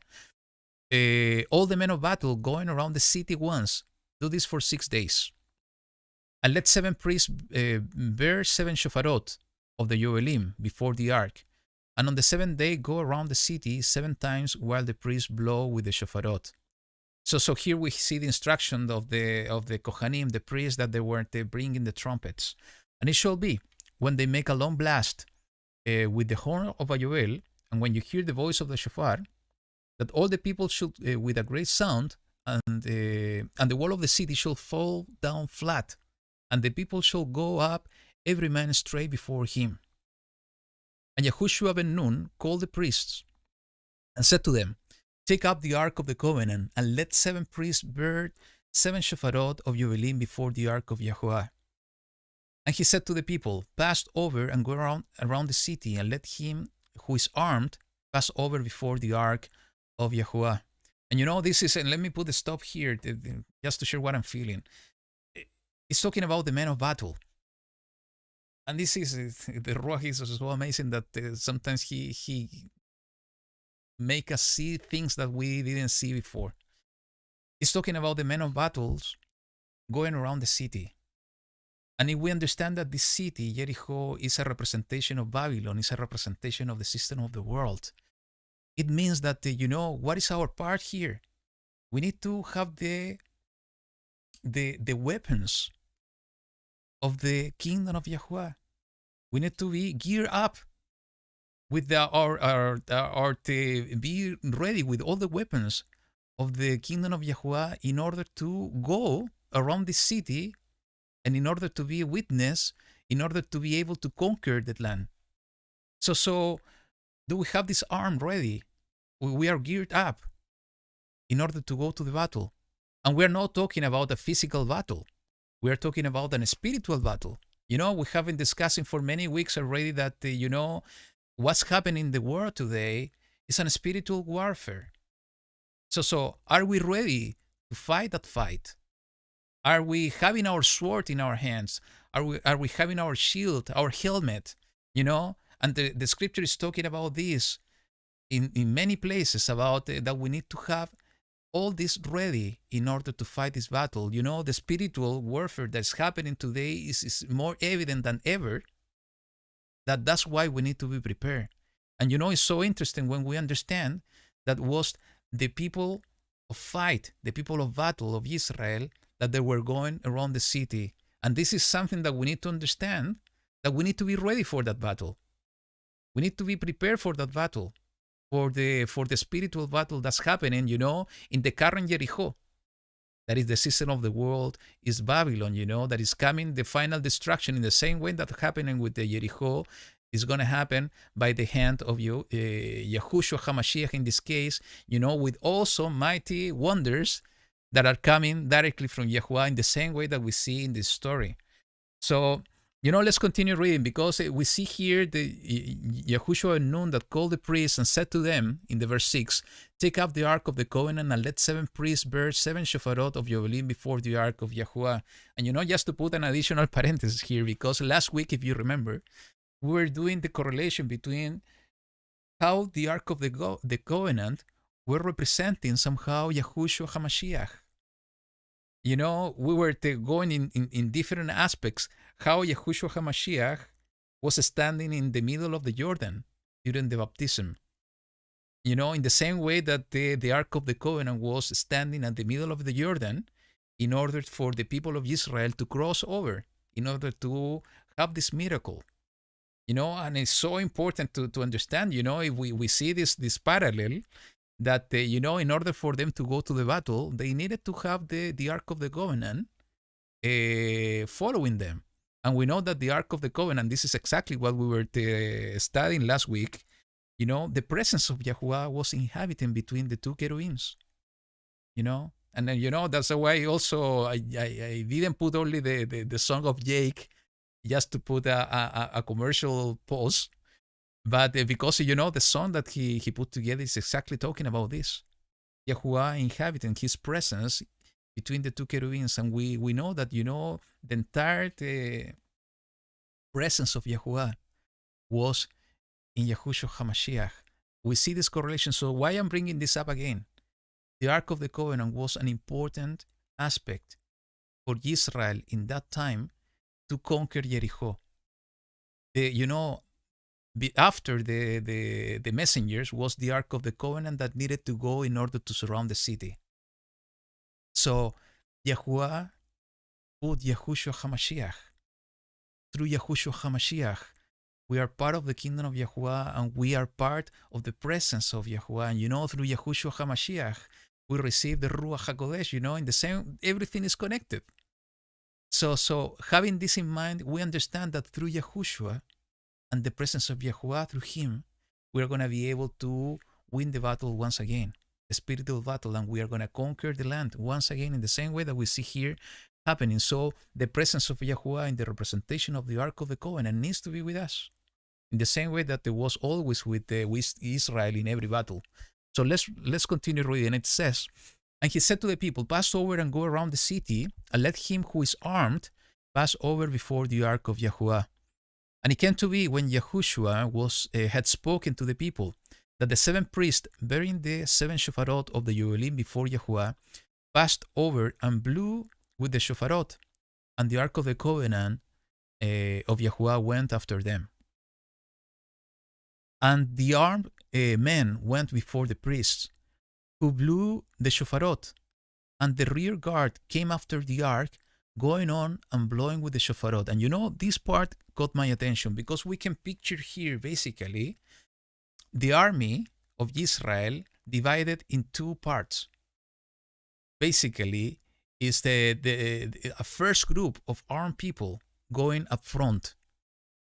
After that, they were going the priests with the shofarot. The third row, basically, in this march of the men of battle was the Ark of the Covenant. And the last one was the rear guard, that they came after the Ark of the Covenant in order to have this battle array protected in order to march around the city. But we see here something really interesting that for me at least was interesting, I wanted to share with you, is that when it's talking about the rear guard, it says, going on and blowing with the shofarot. We see the instruction for the Kohanim, the priest, that they needed to take the 7 priests, they needed to take the 7 shofarot, and they needed to blow it. And we see also the rear guard, the man of battle, blowing the shofarot too. And I was doubting a bit when I was reading this, if maybe my understanding of the reading wasn't right. So I continued reading this. So let's do the same. It says, but Yahushua had commanded the people, saying, do not make a sound or cause your voice to be heard, nor let any word come out of your mouth until the day I say to you, shout. Then you shall shout. Just to put an additional parenthesis, Yahushua will instruct us when to speak and when not to speak. Through the Ruach, we will know when to say something and when not to say something. And this is something really important, because sometimes we are so anxious that we move ahead so fast, and we don't wait for the right timing that Yahuwah wants us to do something and wants us to say something. So and we see this amazing picture here, that sometimes we need to hear more and talk less.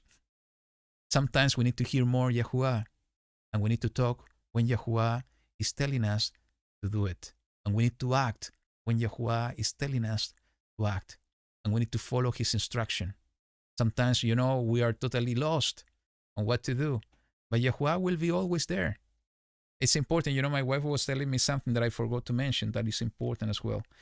Is that, Israel was sustained by the manna in the wilderness for all these 40 years. And the manna was there until they were able to eat the grain of the land. So what's the point that she was making is that, Yahuwah will always sustain us. He won't forgive us. He will always sustain us, and he will always provide everything that we need.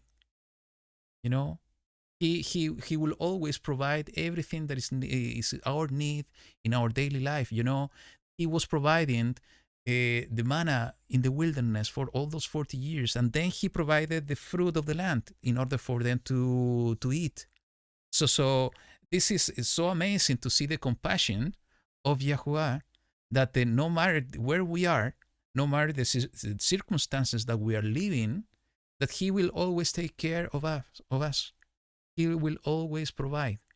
And you know, in the same way, we see here that he will give us the word of what we need to do. He will give us the word of what we need to say at the right time.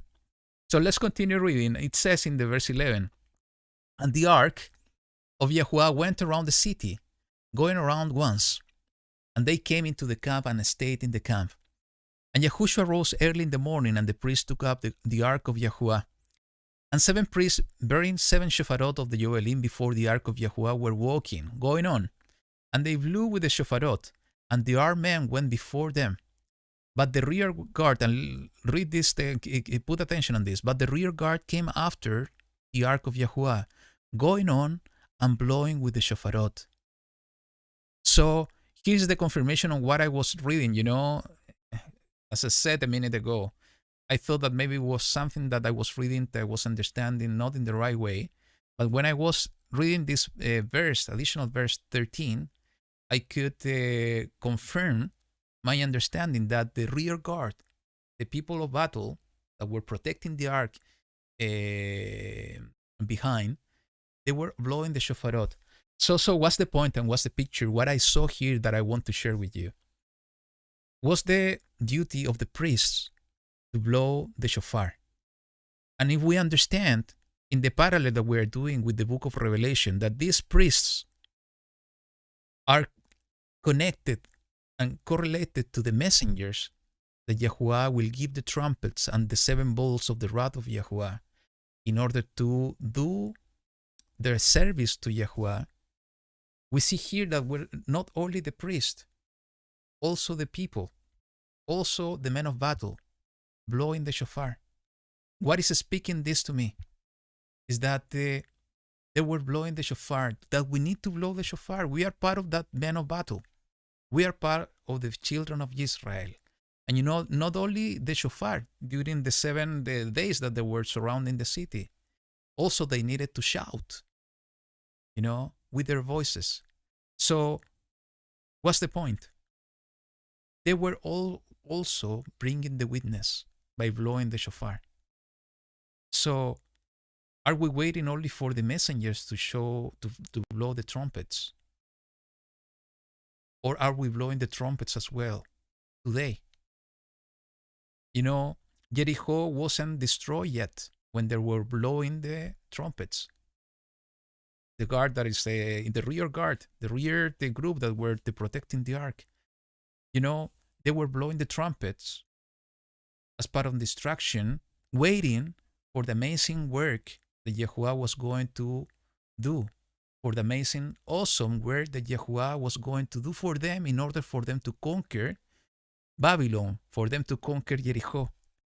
So the question, when I saw the question that I had for me, and also I'm sharing this question for you, are we blowing the trumpet as well, waiting for His work to be done in Babylon? And what it means to blow the trumpet, it means to be a witness. It means to believe in Yahuwah's word. It means to be obedient to His path of righteousness. It means to share with others about the light of Yahuwah.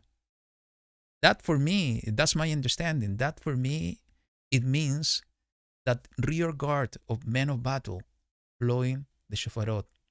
Those of them, I do believe, represents you and represents me on what we need to do in expectation of the destruction. And not only the destruction, is the renewal that Yahuwah will do in this earth by destroying Babylon and the system of Babylon.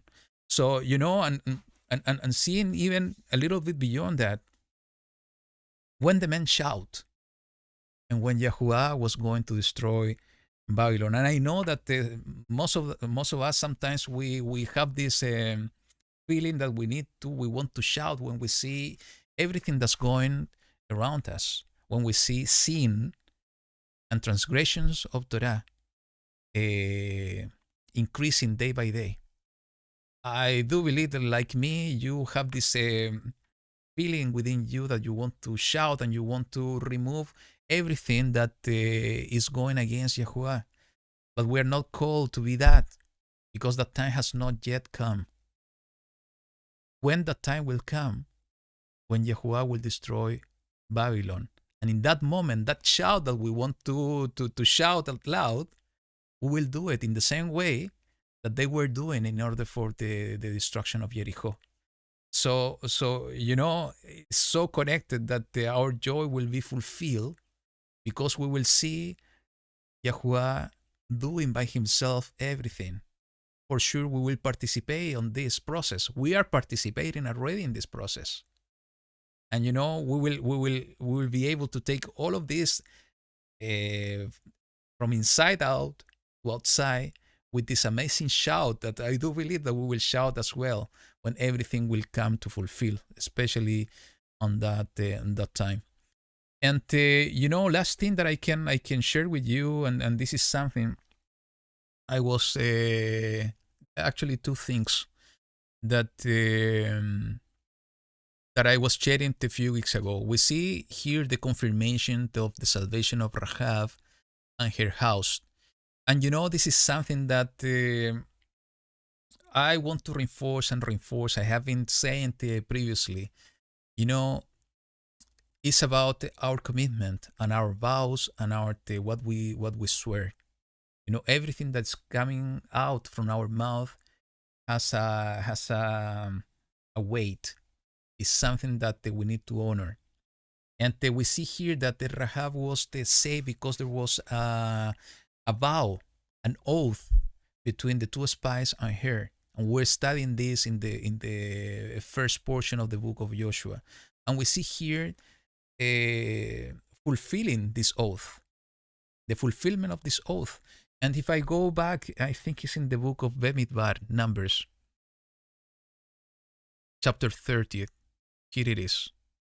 And it says in the verse 2, when a man vows a vow to Yahuwah or swears an oath to bind himself by some agreement, he does not break his word.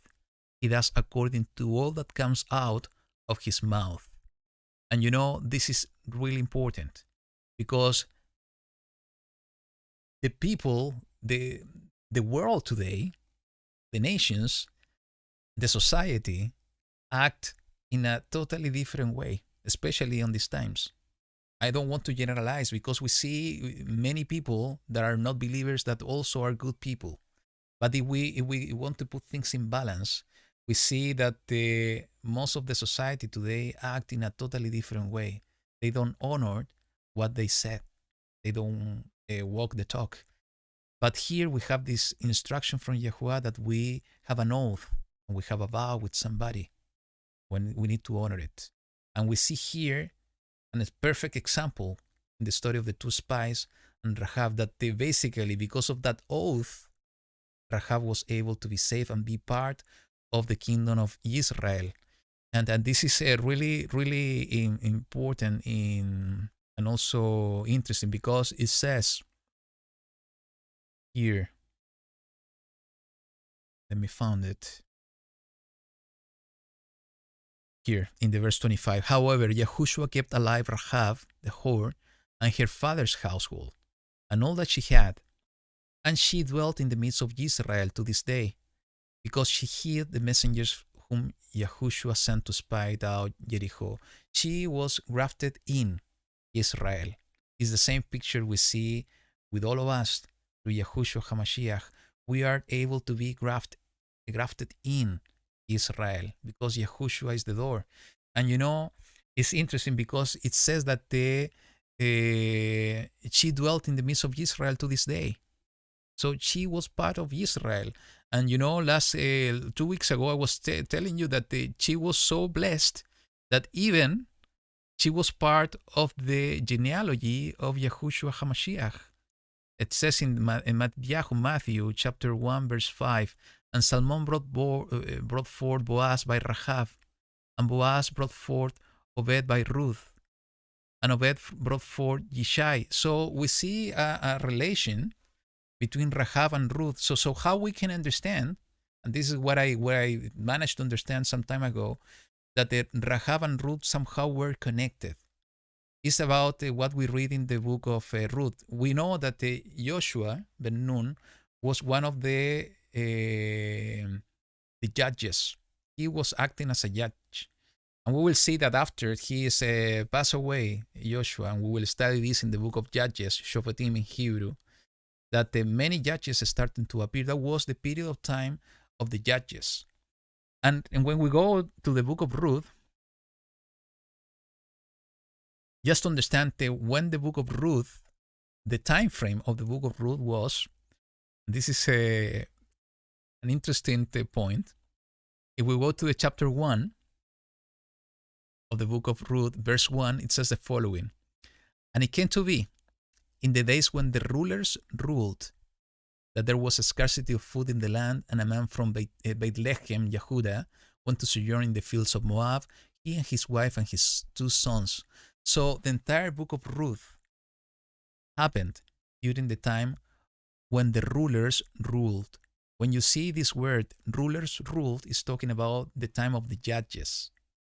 So when we want to understand the time frame of Rahab, Ruth, Boaz, we can get to the understanding is that as it's written in the genealogy in the book of Matthew, that Rahab had a family connection with Ruth. And that Rahab was so blessed because she was obedient and because she believed first, because that was the first thing that happened. She believed. She believed in Yahuwah Elohim. And because of her belief, she was obedient to what was instructed. And because of both things, belief, obedience, she was able to be grafted in to the people of Israel and receiving a tremendous blessing, be part of the genealogy of Yahushua HaMashiach. So I think that's what I have for today, brothers and sisters. Sorry for the technical issue, but as I told you, we're not gonna let the enemy to stop us in this amazing gathering of the Virtual House Church. And I think it's a blessing to me. No matter that Jake is not here, brother, if you are still in the chat, thank you for joining me today. I think, as you said, studying this book in this time is such an amazing thing, because the parallel we see of what we are living today is so great that is something that it has to serve us as an encouragement. We are studying the word in order to learn the word of Yahuwah, but not only to learn, in order to be instructed in the truth of the kingdom of Yahuwah, also to be encouraged about our belief, in order to receive the strength of our faith, in order to be strengthened in the way of righteousness, in following the path and the step of Yahushua HaMashiach. So, brothers and sisters, thank you so much for joining us today in Virtual House Church. Thank you so much to be with us. I feel you here in my heart, and I hope that you are feeling us also in your heart, that the Ruach is united us all, that we are echad in the love of Yahuwah Elohim, in the love of Yahushua HaMashiach. That needs to be our feelings. That needs to be our preparation to what's coming, that we are united, we are one in Yahuwah through Yahushua HaMashiach. And, we are going to finish this broadcast today, as we always do, with the Aaronic blessing. So let me look for it. And we are going to hear this amazing song. So once again, thank you so much. Have a blessed week. That Yahuwah be with you all.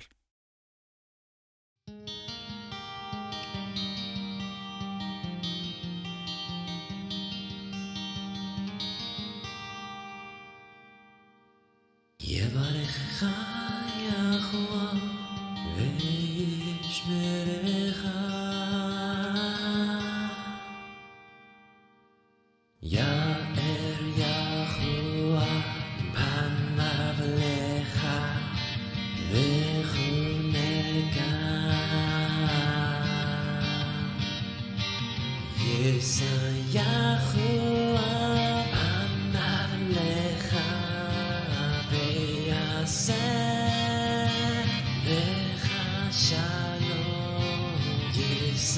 Yahuwah panav elecha v'yaseh lecha shalom v'yaseh lecha shalom v'yaseh lecha shalom.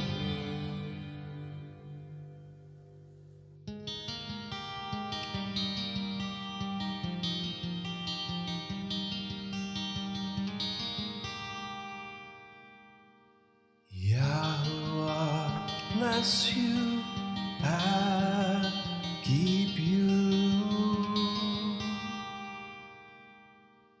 Yahuwah make his face shine upon you and be gracious unto you.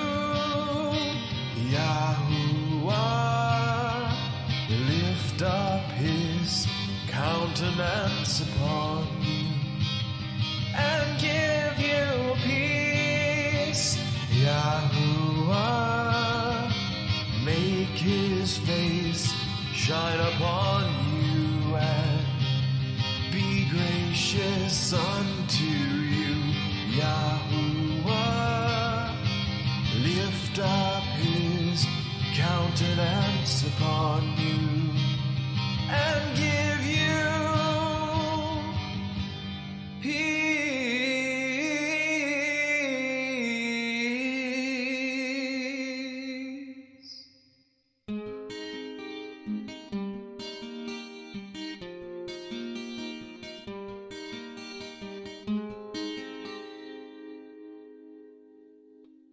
Yahuwah te bendiga y te guarde.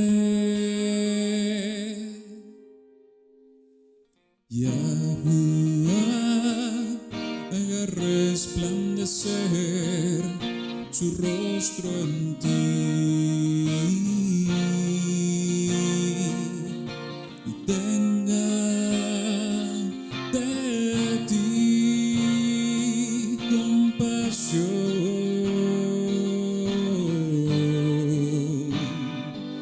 Yahuwah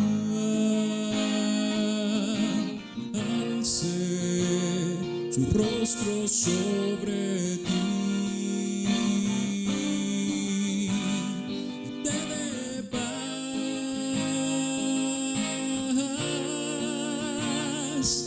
te dé paz,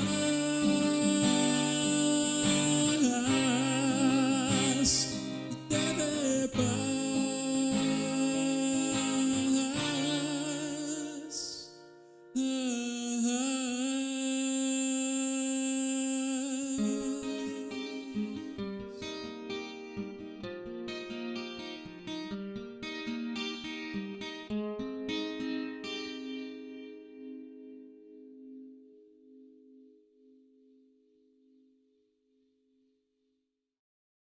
Shabbat Shalom, dear family. See you next week here in Virtual House Church.